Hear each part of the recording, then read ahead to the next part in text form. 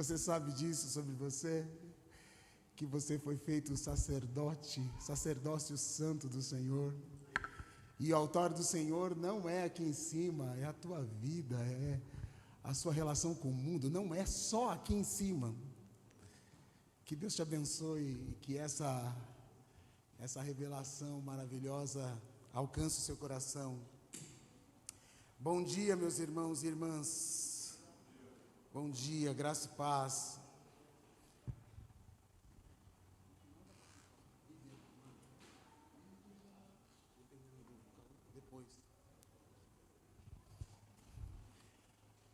Meus irmãos e irmãs, queria ler com vocês Mateus 26 e pensar sobre esse tema aqui, que é uma espiritualidade inútil.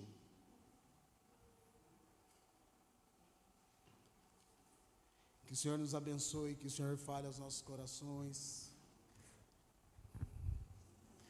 que eu não atrapalhe a palavra do Senhor. Ore aí por isso.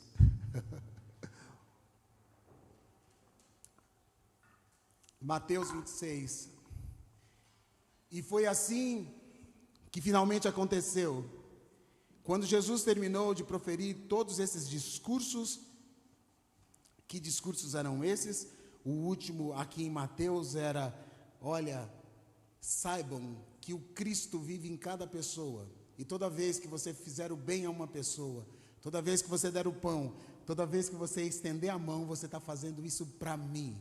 Portanto, a divindade existe em cada pessoa. Você me acha o Cristo, você sabe de mim, eu sou o Messias, pois saiba, todas as vezes que você acolher alguém, você está fazendo isso comigo. E toda vez que você desprezar um dos meus irmãos, você está fazendo isso comigo. Jesus está apontando, dizendo assim: essa glória que está em mim, está em todo ser humano. E você foi chamado para reconhecer. Então, depois de eles terminar todos esses discursos, ele disse para os discípulos: como vocês sabem, daqui a 2 dias será a Páscoa, e o Filho do Homem será entregue para ser crucificado. E a gente sabe que eles sabem, mas não sabem, né? É um saber, não, sabe quando você sabe de uma coisa? Não vai acontecer, não vai acontecer, não. Está tudo bem, fica tranquilo, a gente vai dar um jeito. Até lá a gente dá um jeito. Até lá a gente muda essa situação. E ele está lembrando: vocês sabem que vai ser assim.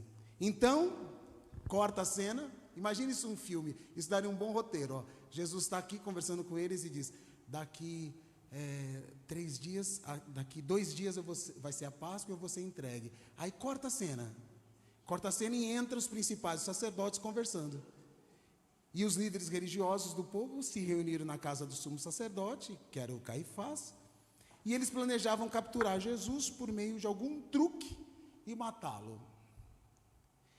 É melhor não tentarmos nada durante as festas, disseram eles. Não queremos que o povo se revolte.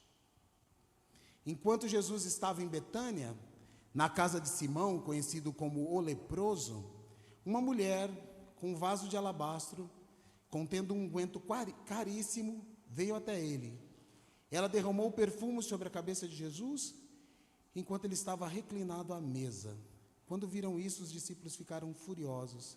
Para que todo esse desperdício, indagaram? Esse unguento poderia ser vendido por uma fortuna, e o dinheiro poderia ser entregue aos pobres. Jesus sabia o que eles estavam pensando. Parênteses, nota de rodapé. Lá em Lucas, em João vai dizer que foi Judas. Em outra trecho vai dizer que foi Judas que disse isso. Aqui em Mateus está dizendo: todo mundo pensava assim. Que a gente às vezes pega o traidor. O traidor foi o Judas. O Judas era o problema aqui, gente. A gente nunca pensou isso. Mas Mateus está dizendo: o que eu lembro mesmo, o que eu lembro da história é que todo mundo estava pensando isso aí. Por que não pega esse dinheiro e distribui para os pobres? Não era só Judas, não.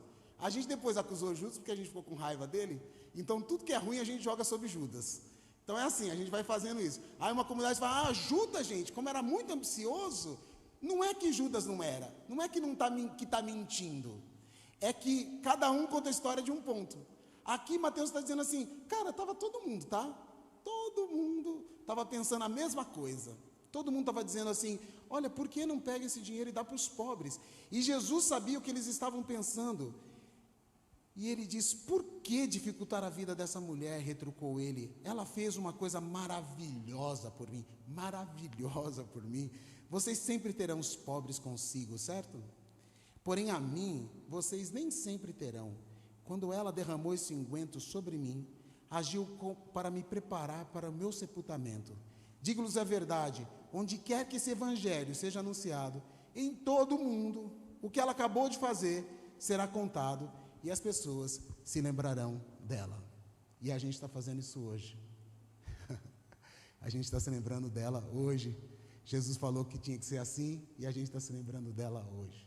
Senhor Jesus, fala conosco, vem e toca no nosso coração nessa manhã, que o Senhor possa cuidar para que cada palavra seja transmutada para cada coração, Senhor, e transferida para cada coração, como o Teu Espírito faz, traduzir na língua materna de cada um. Faz isso conosco, fica entre nós. Amém. Irmãos, eu estou continuando aqui a conversa que o Will começou a semana passada sobre a necessidade de congregar e a importância de congregar. E eu fiz esse tema provocativo, porque uma espiritualidade inútil, por uma espiritualidade inútil, que é a ideia de que, o que é útil? Útil é alguma coisa que é meio para um fim. Então, isso aqui é meio para um fim. Tudo que é útil é meio para um fim. E a gente está nesse tempo de coisas úteis. A gente está no tempo das coisas úteis. A gente está no tempo que recurso material, desempenho, funcionalidade, como o Will disse a semana passada, desempenho, tudo tem que ser para utilidade. Tudo que eu faço é aquela música, né? Eu acordo para trabalhar, eu deito para trabalhar, eu durmo para trabalhar, eu como para trabalhar. Tudo tem que ter um fim. Você faz exercício para trabalhar, de modo que tem gente... Alguém estava me contando uma história terrível, de um jovem de poucos anos, começou a fazer exercícios e morreu. Nada contra fazer exercícios, não é nada, veja bem, mas se você faz o exercício no ritmo da performance, você já está estressado com o seu trabalho, você bota sobrecarga ao invés daquilo ser para a sua vida, aquilo vai te matar, porque aquilo é para um fim. Eu preciso fazer isso porque com o shape certo eu continuo empregado, com o shape correto eu continuo integrado. Oi? Não tem mais hobby hoje em dia. Fala disso pra gente. Nós estamos num nível de produtividade tão grande que há estudos que falam do sumiço do hobby. Então, as pessoas não fazem nada que não seja para um fim. Obrigado. A Kelly está escrevendo um mestrado sobre isso, o TCC sobre isso, que vai virar um mestrado e doutorado. Aqui já é a profecia. Então, é isso. O rio vira fonte de energia. A gente está no tempo que tem um rio, a gente pode transformar isso em fonte de energia. Tem a floresta. Nossa, a gente tem um estoque de madeira enorme. A floresta, para que essa floresta toda? Nos anos 70, 80, final dos anos 70, tinha uma foto numa capa de uma revista famosa que era vamos entrar no inferno verde. E era a ideia de devastação da Amazônia. A gente vai transformar essa coisa improdutivo. Esse verde todo é um inferno improdutivo. Como que as pessoas podem ser como os indígenas, tão pouco evoluídos, tendo tantos recursos e não fazendo nada com eles? Como pode? É uma cultura, uma subcultura, né? Que não entendeu que poderia usar esses recursos para um fim.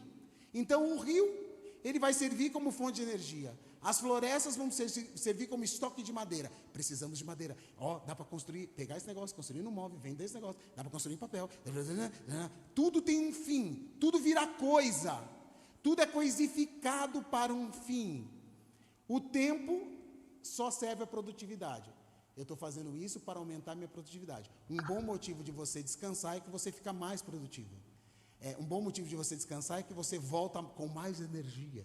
Então, estou fazendo isso para ser mais produtivo. Eu estou tomando esse remédio para continuar tendo performance. A fé virou um instrumento um modo de alcançar alguma coisa. Eu tenho fé para quê? fé para alcançar alguma coisa, fé para ter alguma coisa, ou fé como um instrumento terapêutico ou moral. Eu tenho fé, uma espécie de consumo. Para que serve a minha fé? É como se fosse uma terapia assim do nosso grupo, e a minha fé tem um fim. Por que eu continuo indo na igreja? Porque minha fé tem um fim. Tem um fim que é me deixar um pouco mais aliviado. Tem um fim que é me dar uma moralidade. Tem um fim. Minha fé tem um fim. E o útil vai virando sempre essa pergunta: para que serve? O útil é essa pergunta: isso aqui serve para quê? Para que a gente está fazendo isso? E nunca, o que é isso? O que é isso? Ou, como isso apareceu? Ou, que verdade isso revela? Porque você nem pensa. A gente tem uma doutrina, um pensamento muito comum, que é o tal do utilitarismo, que é a ideia de que tudo tem, sendo simplista, tudo tem que ter utilidade. Não importa, você não tem que ficar pensando muito. Por exemplo, você viaja para o interior do Brasil, ou para a Europa, ou seja para quê, você não tem que saber o que tem naquele museu. Você precisa passar lá, tirar as fotos e... já foi, gente, já tirou foto daqui. Para que serve isso? Para eu colocar no meu Instagram e dizer: nossa, eu sou viajado. Mas a experiência mesmo do... Eu não vivi esse negócio. Eu não vivo a experiência dessa coisa. Eu não estou lá. Eu sequer estou lá. Eu estou lá já dizendo aqui: nossa, isso servirá a quê? E eu nem consigo perguntar: gente, mas eu saí daqui, gastei essa gasolina para ver isso aqui. Outro dia eu vi uma piada que é: se a gente fosse até a Lua, a gente diria assim: vamos imaginar que tem um esquema da Lua. Você foi na Lua. Você vai na Lua, olha para a Lua e fala: vim na Lua para ver isso aqui, rapaz. Tanta gasolina para... Não faz sentido. Não fez sentido. Porque o que importa é: para que eu fiz esse percurso? A que serve esse percurso? É só a Lua, gente. Coisa sem graça. Coisa sem graça. Tudo vai ficando sem graça. E você vai ocupando os lugares porque a pergunta é: para que serve? O que eu vou fazer com isso? Para que serve? E a gente não pergunta mais: o que é isso? O que é isso? Como isso pode mudar o jeito que eu penso? Como isso pode mudar? Com que isso se parece? Como isso surgiu? Porque a coisa está toda dada pelo utilitarismo, que é essa ideia de eu vou fazer alguma coisa que serve a alguma coisa. Isso aqui tem que ter um fim. Todas as coisas têm um fim em si mesmo. É muito comum a gente pensar isso. Todas as coisas têm um fim em si mesmo. E o que importa é o fim em si mesmo. E a gente tem que trabalhar para o fim de si mesmo. Uma igreja existe para ter um fim em si mesmo. Ela precisa crescer, ela precisa ter mesmo. Tudo tem um fim em si mesmo. E por que uma espiritualidade inútil? Que proposta é essa? O que eu estou querendo dizer com isso? Porque tem uma parte do sagrado que não pode ser mercantilizada. A gente precisa preservar um pedaço, o sagrado que você é, o sagrado do seu coração, a devoção que você tem não serve para nada. Deixa eu explicar. A pessoa diz assim: por que você está orando se você nem sabe se Deus vai responder? Eu não sei, mas eu quero fazer isso. Por que você se ajoelha para Meca virado? Porque vocês repetem: que coisa inútil, não muda nada na cidade. Por que você vai todo dia e faz esse seu ebói? Para que você faz isso? Isso não serve para nada. É uma coisa que não serve para nada, não tem utilidade nenhuma. E que o próprio mundo olha e fala assim: para que vocês estão orando? Para que vocês cantaram hoje de manhã? Vamos lá, pessoal, vocês cantaram hoje de manhã para quê? Isso mudou o que aí na vida de vocês?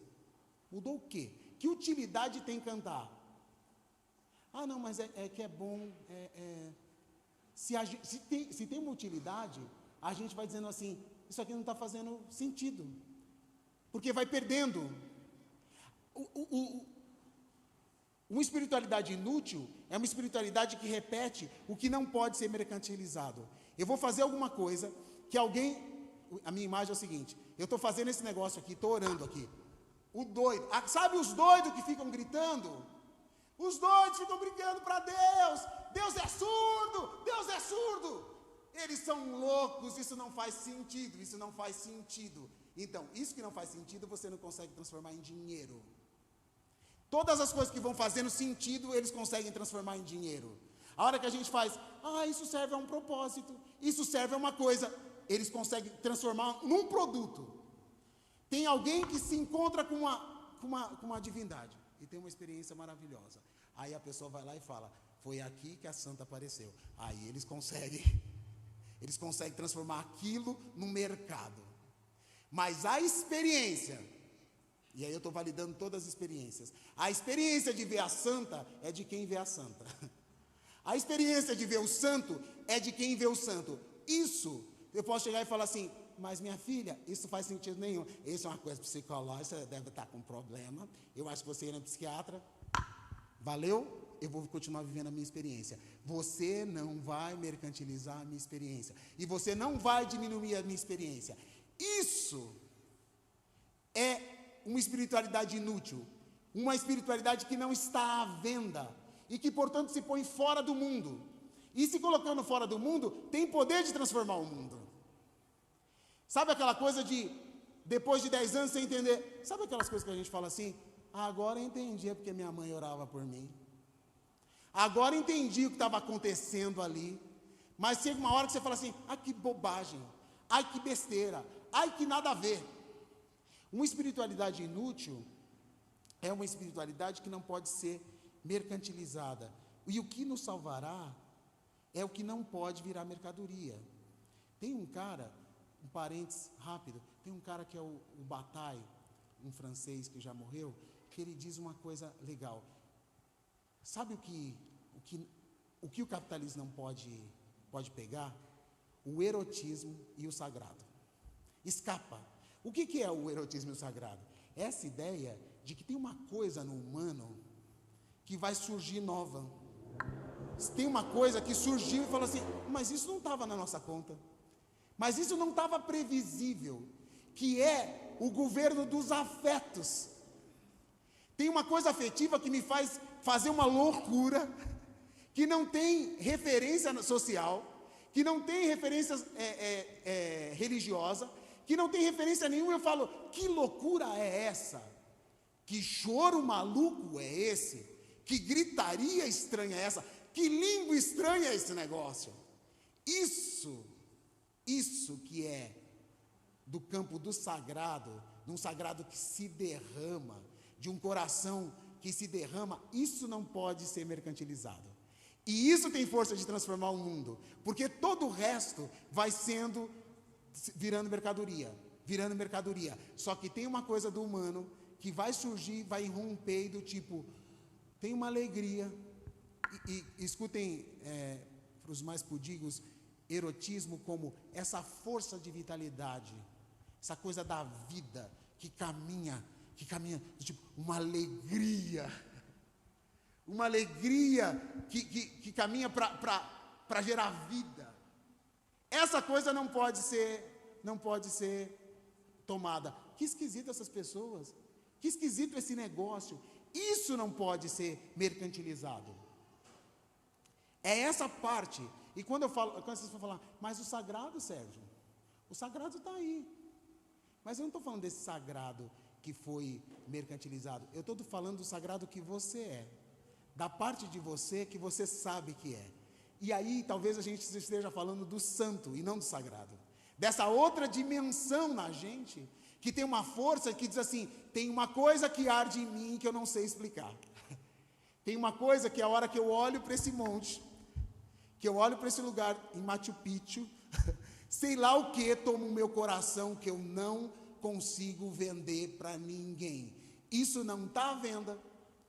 Isso não está à venda. Tem uma coisa que eu sinto quando eu começo a orar para os meus irmãos que não está à venda. Tem uma coisa que eu sinto quando eu estou falando não sei com quem, com Deus, sei com quem, que eu imaginei uma relação, falando com Deus, falando com essa pessoa, que eu sinto que me toma. Isso não pode ser tomado.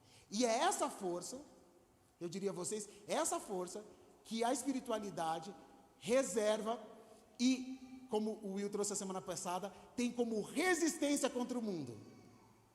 Porque o mundo está dizendo, isso aqui está tudo funcionando. Isso aqui está funcionando. Estão fazendo isso para quê? Que utilidade tem? Cara, deixa a gente fazer. Só não se mete nisso que você não sabe do que se trata.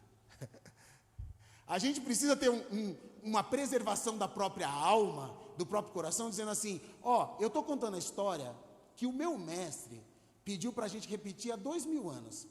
Se você não entende disso, você dá um tempo, fica na sua. Isso aqui não está à venda para vocês. Então, o meu mestre, um dia se reuniu e disse assim, essa história, eu peço a vocês para repetirem. Porque o que essa mulher fez hoje tem um significado enorme. E eu quero que ela se repita daqui 2000 anos. E a gente está aqui, esse povinho aqui, me escutem com bons ouvidos, esse povinho simples, essa gente, se reunindo aqui na Vila Formosa, depois de 2000 anos e fazendo isso. A gente podia estar fazendo coisas mais úteis para o seu corpo, para a sua vida, para a sua família, mas você está aqui hoje vivendo isso e ouvindo isso. Depois de 2000 anos, tem uma coisa que ainda toca o nosso coração. Essa história ainda toca o nosso coração, essa história ainda chama a gente. Essa história do Cristo ainda toca o nosso coração e fala assim, tem uma coisa aí, tem uma coisa no meu coração que arde. Tem uma coisa que eu não sei direito, que não foi mercantilizada ainda. Tem um monte de coisa da nossa fé que virou mercadoria, que dá nojo. Mas tem uma parte, que é a parte que arde no meu coração, que ainda não morreu. Isso ninguém pode nos tirar.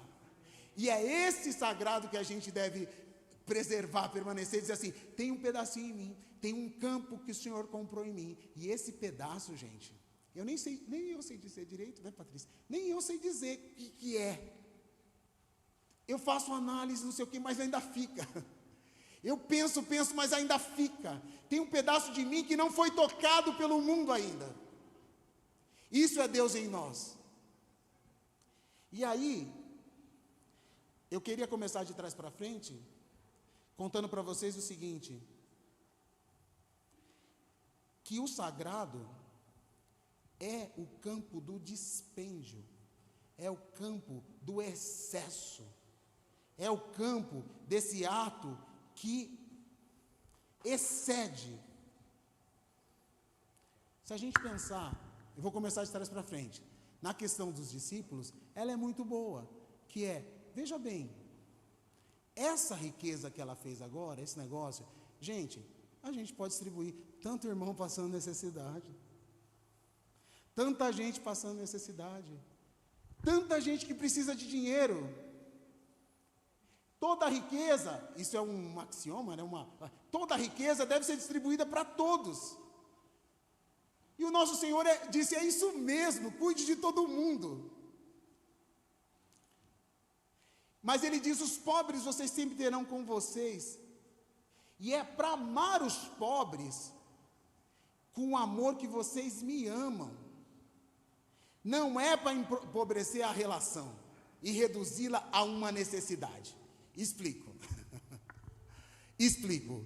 O campo do sagrado, Jesus está dizendo assim, olha, o campo do sagrado não é vocês empobrecerem os pobres e transformá-los numa coisa útil, que é assim, pobre precisa de comida, pobre precisa de bebida, pobre precisa, do que pobre precisa?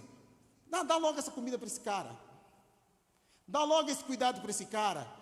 Jesus está dizendo que tem uma dignidade, e eu estou fazendo uma inversão de propósito, tem uma dignidade que de repente você vai olhar para um pobre e dizer assim, cara, eu vou pegar esse negócio, esse perfume e vou derramar sobre essa pessoa, porque a gente não quer só comida, nem só bebida, como disse o Will, a gente quer mais, as pessoas merecem mais que isso, e Jesus está dizendo, olha, esse utilitarismo com o qual vocês estão aplicando, embora pareça bom, embora pareça correto, embora seja uma coisa boa, reduz as pessoas a comedores de arroz e feijão.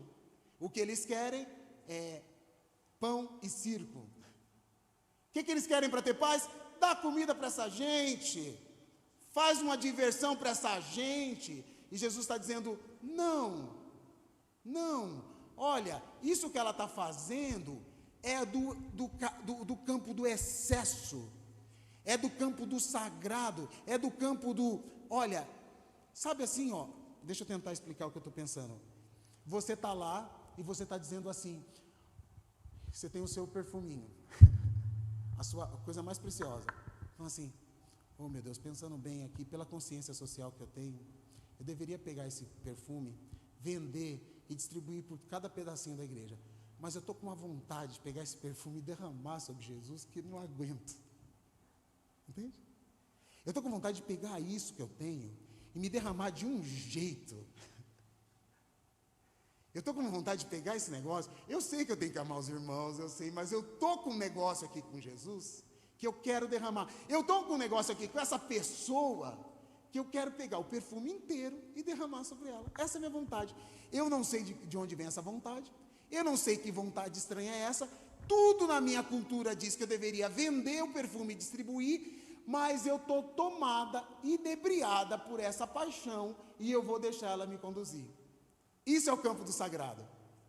Porque o que Jesus diz, os pobres sempre terão entre vós, sempre haverão gente precisando de coisa, e a gente deve fazer uma coisa, não anula a outra. E mais que isso, se você entra no campo do santo, você vai saber que isso que você derramou, de onde veio, vem mais. Sabe a coisa do azeite da botija? Não se preocupa, esse amor que você está derramando não acaba, porque esse amor está em você e Ele é o Senhor. Não, mas eu vou derramar tudo aqui, vai dar errado. E se eu apostar tudo nesse negócio? E se eu fizer isso e me decepcionar? Isso é do campo da utilidade.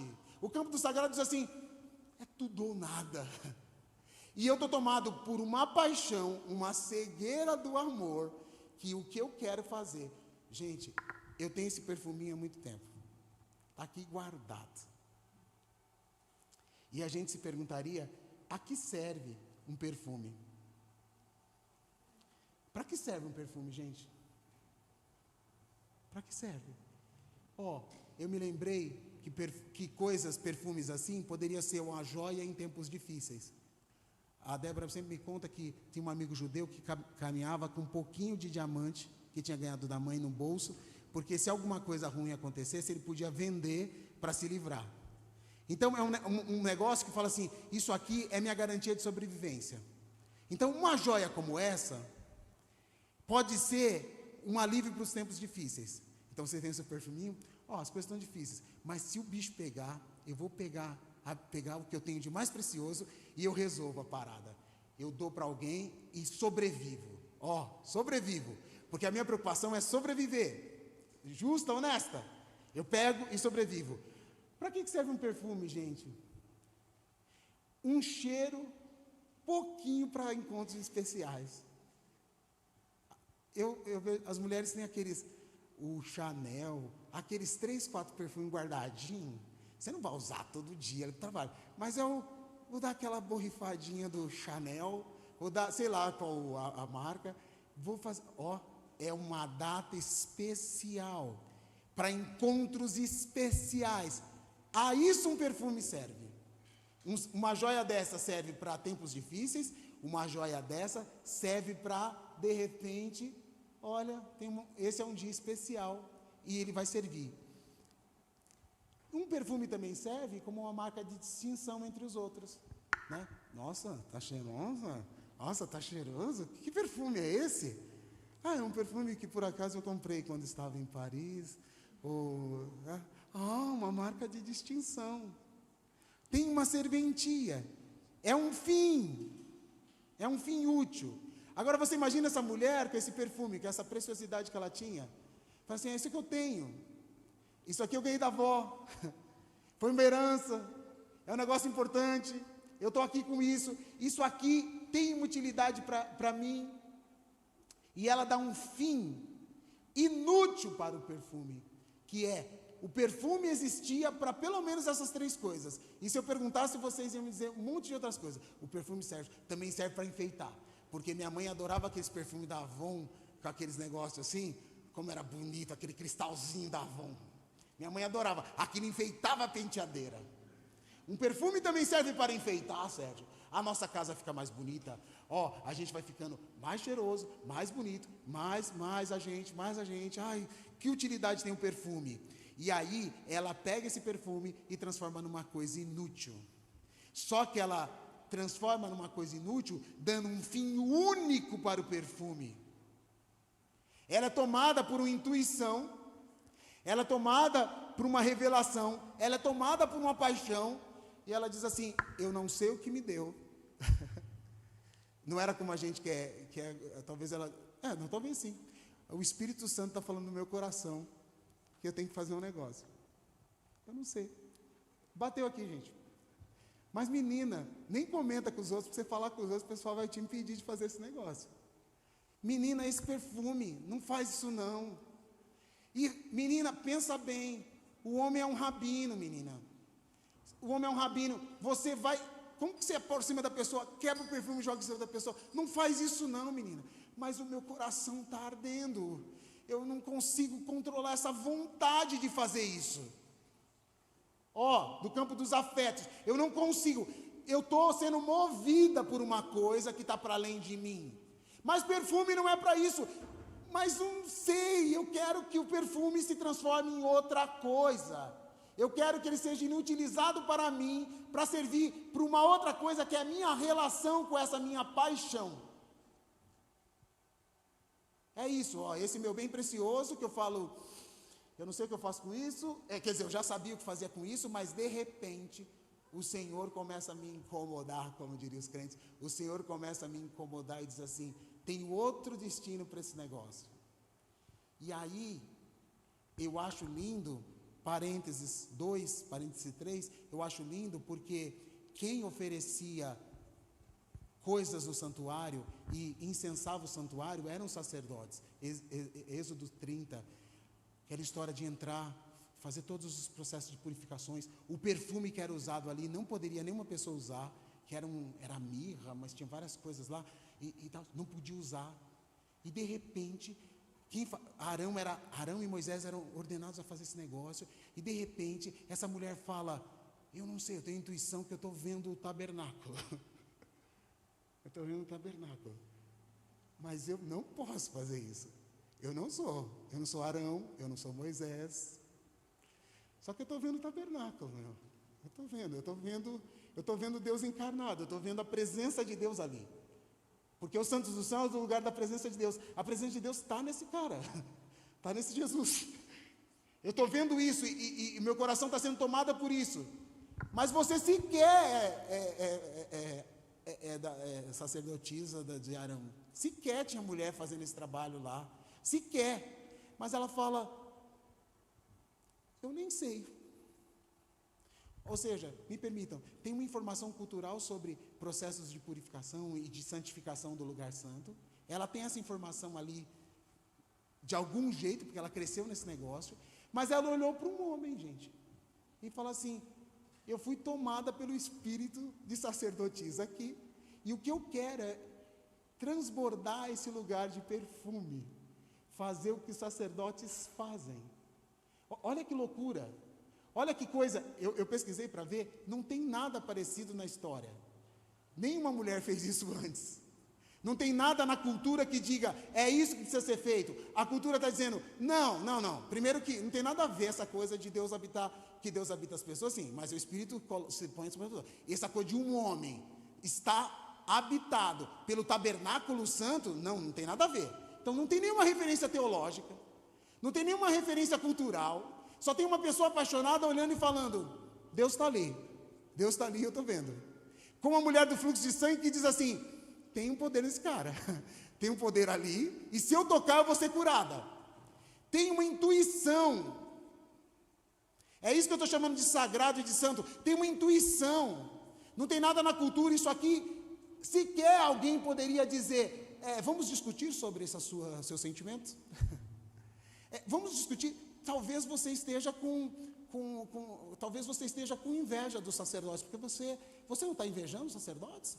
Será que você não teve um pai, um avô que era sacerdote, agora você quer ser também? Não é analisável, entendeu? Não é colocado para ser analisável, para ser prescrutado pelos outros, para dizer assim, isso que você está querendo, mulher, está dentro do que a gente pensa, está dentro da nossa lei, não faz sentido nenhum, minha filha. Se ela traz aqui, se ela antes de distribuir o perfume e trouxesse para nós aqui como igreja, o que a gente diria? Não, irmã. Não, irmã querida, Porque uma coisa, essa mulher não está fazendo barganha não, tá? Eu não estou falando de barganha. Essa mulher está sendo movida por íntima paixão. Irmã, não faça isso, irmã. Porque talvez a irmã está querendo fazer troca com Deus. Não, mas eu estou sentindo, irmão, de ir no monte e derramar esse negócio aqui, irmão. Não, irmã. Se ela chegasse aqui na nossa igreja, irmã, ó, tá muito caro esse seu perfume. Vamos fazer o seguinte, a gente tem aqui a assistência social, o APOF, a gente vai pedir para a senhora vender esse perfume e a gente vai dar para os pobres. Eu estou nos incluindo nisso, tá? Não, irmã, não faz isso não. Ou melhor, irmã, guarda para a senhora, os dias são maus, os dias são difíceis, irmão, não faz isso. Se ela consultasse a gente, talvez a gente reagisse como os discípulos. E a gente colocaria ela na norma. E a gente diria para ela, não é assim que deve agir, irmã. Irmã, por favor, não haja assim, irmã. Irmã, você está se empolgando, irmã. Ó, nem sei se foi Deus que falou com você, irmã. Mas sabe o que é maravilhoso? Quando se trata dessa pulsão que vem do Senhor, você não vai consultar ninguém. Você vai lá e faz o que tem para fazer. O que está no seu coração. E eu gostaria que nós fôssemos cada dia mais uma igreja que diz assim, olha, você tem seu relacionamento com Deus. Vai aí. Vai aí, porque tem uma coisa do sagrado, que é o que vai nos salvar dessa força que mercantiliza tudo. É isso que a gente tem que deixar sempre, esse aberto. Mas essa mulher então faz isso, ela pega isso que é um bem, uma coisa útil, uma coisa que talvez nós todos disséssemos, não, irmã, por favor, não faça isso, irmã. Irmã, acho que a irmã está exagerando, irmã. Irmã, vai consultar um psiquiatra, irmã. Porque a irmã está surtando, está pensando que é sacerdote agora, irmã. A irmã não está bem não, irmã. Irmã, por favor, pare com isso. Olha a gente impedindo a obra de Deus. Só que a irmã pega e lança sobre ele. E quando lança sobre ele, ele diz, nossa, ela intuiu, ela sabia, e ela está preparando o meu corpo para ser sepultado. Ela está adiantando. Enquanto vocês dizem assim, não vai morrer não. Quando Pedro diz, não vai morrer não. Enquanto Pedro responde a essa igreja que é humana, não vai morrer não. Não, o nosso reino precisa acontecer. Não, Senhor, não vai acontecer nada com você não. Alguém diz assim, vai morrer sim. E o mistério está dizendo que vai não só morrer, mas ressuscitar. Eu vou me misturar com esse mistério. É isso que ela está fazendo. Ela é tomada de uma coisa assim, eu vou lançar. E ele fala, ó, isso é por minha conta. Isso que ela está fazendo é muito diferente do medo que vocês têm do que eu morra. Ela está ungindo o meu corpo. Ela está lá ungindo o meu corpo para a sepultura. Ela está adiantando os processos. E ela está profetizando sobre mim. Olha que loucura. Uma mulher profetizando sobre Jesus. Uma mulher que está abençoando Jesus. Olha que inversão. Uma mulher que está abençoando Deus. Que está fazendo par com Deus.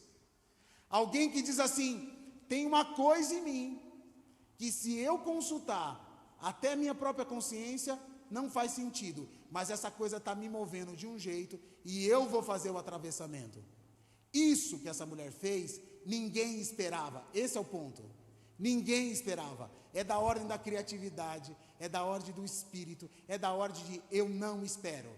Então, para fazer um corte aqui, imagina a sua vida. Você está lá submetido às coisas, mas tem uma coisa ardendo no seu coração, que é da ordem de que ninguém espera. Nossa, eu não esperava, Patrícia, que você fizesse isso. Desse jeito, não. Eu não esperava que você deixasse que uma intuição do Espírito te movesse para um lugar que nenhum de nós esperávamos. Meu Deus, o que aconteceu aqui? É isso, para tentar tornar isso um pouco mais prático. Mas você sabe que eu estou falando de coisas espirituais.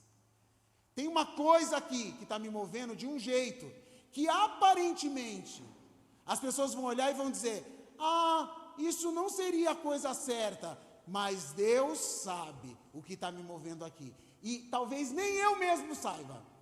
Porque sinceramente, ela não sabia que ela estava ungindo o Senhor para a morte dele. Ela só estava, sabe um ato de profecia? Outro dia eu encontrei uma irmã, acho que eu contei isso aqui, encontrei uma irmã, eu estava angustiado, muito angustiado, um dos dias mais tristes da minha vida, estava extremamente angustiado, E, perante Deus, sem exagero nenhum, estava assim, fazia tempo que eu não ficava tão triste. E eu fui trabalhar. Sempre estou home office, nesse dia eu precisava ir até o Jabaquara ali. Fui trabalhar. Estou saindo da reunião, estou subindo para pegar o Uber, não estava de carro, estou subindo para pegar o Uber. Aí uma mulher me para e fala assim, posso falar com você? Aí eu pensei, puxa, ela vai querer me vender um negócio e o Uber já está chegando. Eu falei, senhora, estou com pressa. Ela falou, não quero te vender nada não, só quero falar com você. Aí eu parei, a senhora quer falar comigo? Aí eu imaginei, olha o crente, mas assim, ela deve estar com alguma necessidade, precisando de alguma coisa séria, então tá bom, então a gente vai ter que parar e escutar, deixa o Uber para lá, vou perder o Uber, cancela o Uber e fico. Eu falei, pois não, pode falar, senhora. Aí ela disse assim, fica tranquilo, tá? O Senhor vai te abençoar, Deus vai te abençoar em tudo. Ele vai fazer isso com você, vai fazer aquilo. Começou a descrever tudo que estava passando na minha vida. Eu fiquei olhando para ela assim. Falei, irmã, Deus te abençoe. Eu estava emocionado, Deus te abençoe.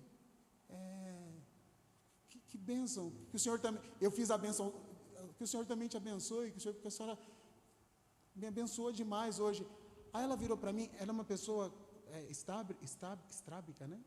Ela estava assim, ela virou para mim e perguntou assim, o que eu te falei faz algum sentido? Gente, ela não é do reteté, ela é de uma igreja neopentecostal, dessas que a gente, famosa, que a gente conhece. Ela não é do reteté, só que Deus usou ela para falar comigo, e ela nem sabia o que ela estava fazendo, ela nem sabia, e assim, de uma clareza, mas de uma clareza assim, e quando ela terminou de falar, ela perguntou, isso faz algum sentido? Porque quando eu disse para ela que, obrigado, isso faz algum sentido que eu falei? Eu falei, a senhora não faz ideia de como faz sentido, a senhora não faz ideia, e ela não é da igreja do reteté que entrega profecia, ela é de uma igreja que não entrega profecia, mas Deus mandou ela parar para falar comigo. Então assim, nem sempre o que você faz, você sabe o que está fazendo. Só que Deus sabe o que está fazendo. Só que Deus sabe o que está fazendo em você para abençoar os outros. Você não sabe, mas isso não faz sentido. Talvez se ela fosse racional como eu e sentisse isso na rua, eu não vou parar. Eu não vou parar para parar um cara. Chega aí, Deus mandou falar uma coisa. Eu não, acho que eu estou pensando, acho que eu estou sendo projetivo. Acho que eu com meus psicologismos, meu Deus do céu. Estou sendo projetivo, eu explicaria isso analiticamente facinho, decuparia cada coisa, levaria para a minha análise, resolveria esse problema na minha análise, e Deus estava falando comigo, e Deus estava falando, fala com esse cara, e eu estava dizendo, não, porque eu não deixei que o sagrado de Deus em mim se manifestasse, que ele simplesmente me movesse contra qualquer lógica, porque se aproximar do que é santo pode também te matar, porque você está rompendo com a ordem. Sabe essa coisa de se aproximar do fogo? Meu Deus, eu vou me aproximar de uma coisa que está fora do padrão. A pessoa pode dizer assim, cala sua boca, não se mete na minha vida. Por exemplo, você está correndo risco quando você se move para além da zona de conforto do que está acordado entre nós. O que está acordado entre nós é isso. Só estou dando um exemplo simples, mas se de repente alguém agora levanta e diz, glória a Deus, nós todos vamos murmurar, irmão, calma, porque isso não está acordado entre nós. Então eu posso ter um problema de rompimento se essa coisa irromper em mim. Quando a gente se aproxima do sagrado, a gente sempre tem medo, porque a gente está sempre numa zona de perigo mesmo, porque aquilo não é esperado socialmente. E por que não é esperado socialmente, é o que pode modificar as coisas. Porque o que é esperado socialmente é que a gente vai falir, que a gente vai morrer triste e que as coisas não vão dar certo. Isso que é esperado. Aliás, se espera esses trabalhadores. Trabalhe, até quando a gente não precisar mais de você. Você se sente culpado porque não se sente mais útil. E a hora que você se sentir culpado, inclusive você entra em depressão e morre rápido, porque você deixa de ser um problema para a previdência. A gente não quer velhos aqui, gente enchendo o nosso saco, por favor. Porque a hora que você perder essa utilidade, não precisa. Tudo trabalha para que você infarte. Para que você olhe para você mesmo e diga assim, eu não tenho capacidade. Queria tanto ter a vitalidade dos jovens para continuar, porque assim você não é mais útil. E ninguém precisa te dizer isso. Você simplesmente olha para você e você mesmo se julga com o jeito que o mundo te julga.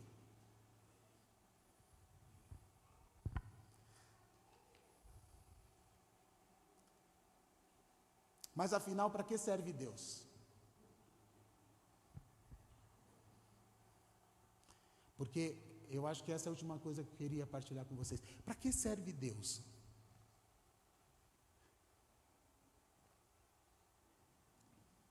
Para que a gente precisa de Deus? Para que a gente precisa de Deus? Vamos pegar Deus nesse campo da utilidade. Para que serve Deus? Ah, Deus serve para ordenar o mundo, para que tudo funcione direitinho. Deus é uma espécie de rei que faz tudo funcionar. Deus serve para andar o mundo. Deus serve para ordenar todas as coisas. Deus serve para deixar tudo certo. Deus faz tudo isso.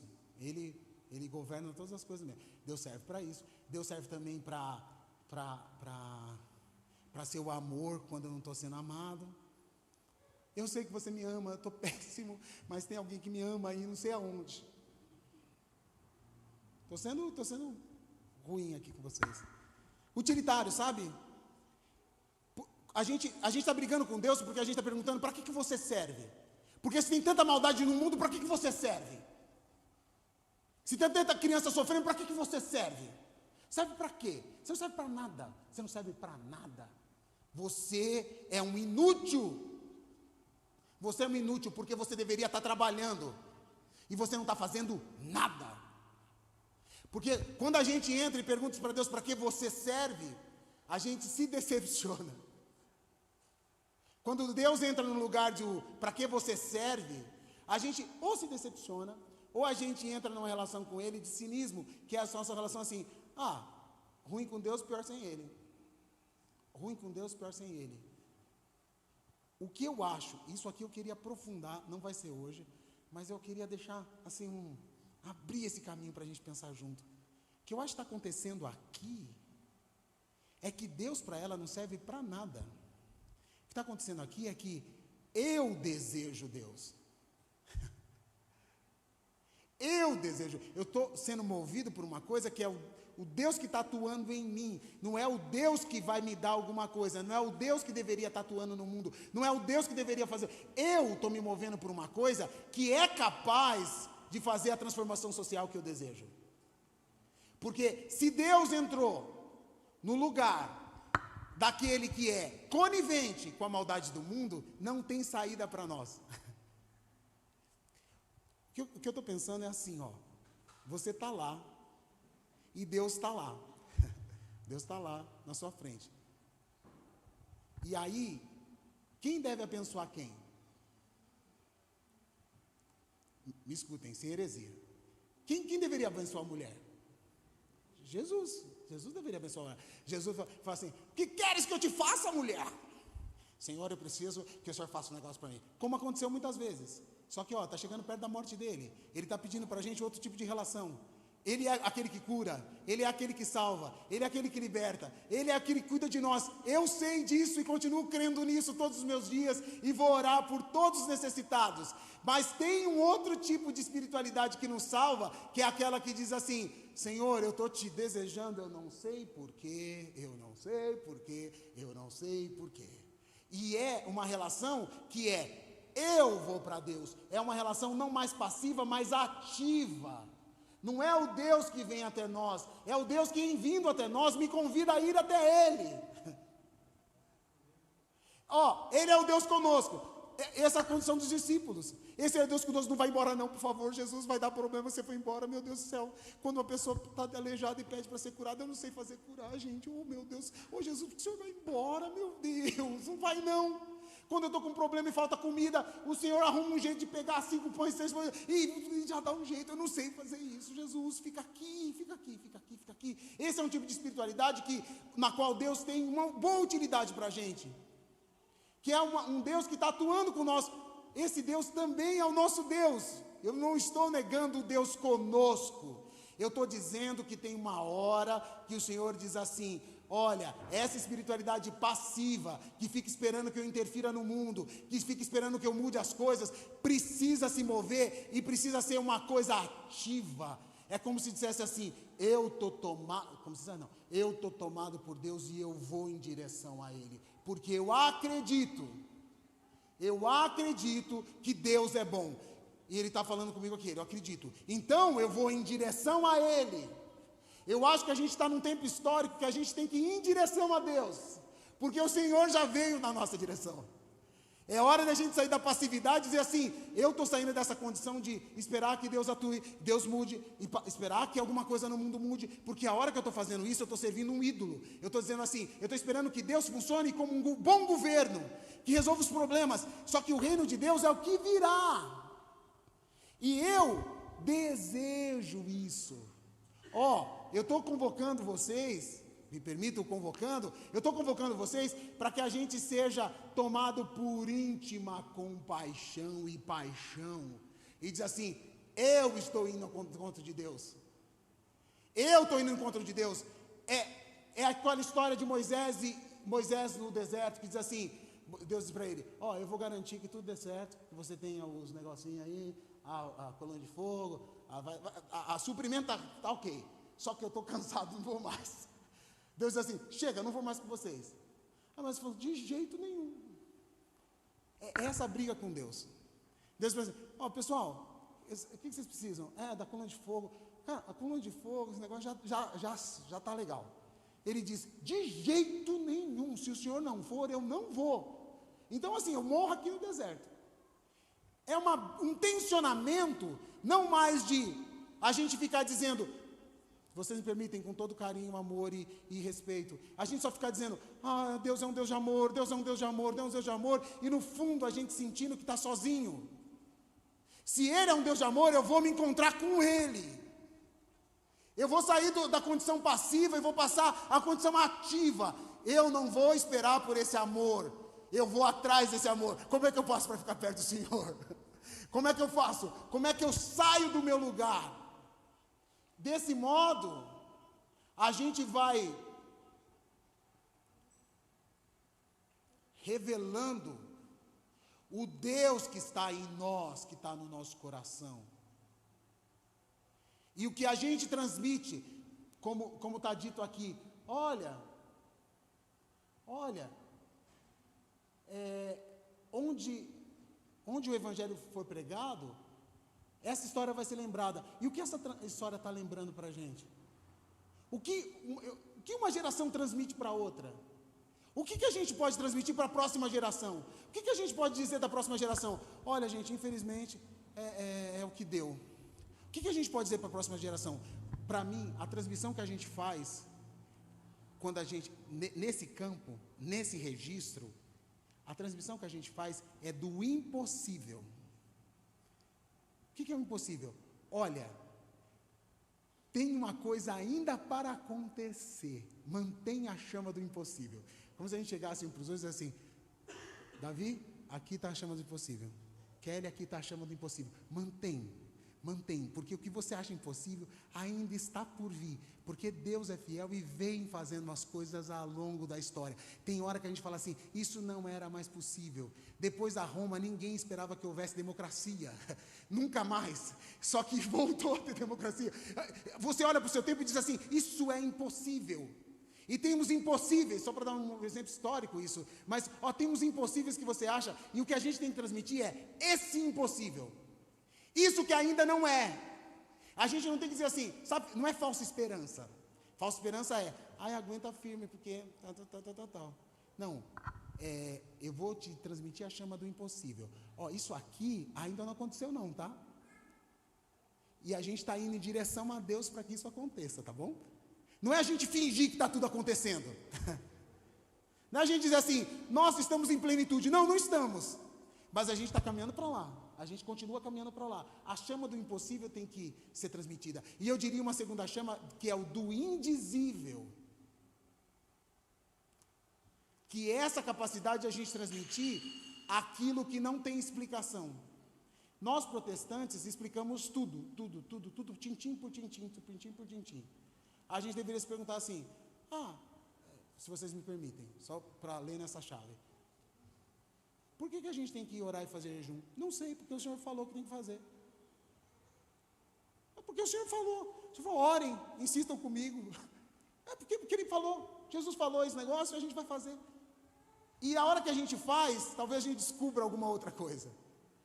O Senhor falou para a gente fazer, e a gente vai fazer. O senhor falou para a gente fazer esse negócio, a gente vai fazer esse negócio. Parece que não tem sentido, tem um indizível. E o que a gente faz é explicar todos os indizíveis. E é ótimo explicar dá alívio para a alma da gente. A gente explica, fala uma coisa está explicada, que maravilha. Mas o Senhor quer que a gente transmita também um indizível. Eu só estou falando para você fazer. Eu só estou falando para você contar a história. Eu estou falando para você repetir esse negócio. Vai e repete. Vai e repete que Deus é amor. Vai, repete esse negócio. Repete até que isso seja uma realidade plena. Então, para terminar, queria dizer para vocês isso, que eu desejo de coração que a gente, e desejo para mim, desejo para você, desejo para a nossa comunidade, que a gente saia de uma condição passiva em relação a Deus e passe para uma posição ativa, porque o que está acontecendo com essa mulher é isso. Eu vou agir em direção a Ele. Ó Deus, sabe aquelas coisas da mulher da cananeia? Que você tenha, me dá isso aí, eu quero esse negócio aí. Eu quero o que cai da mesa.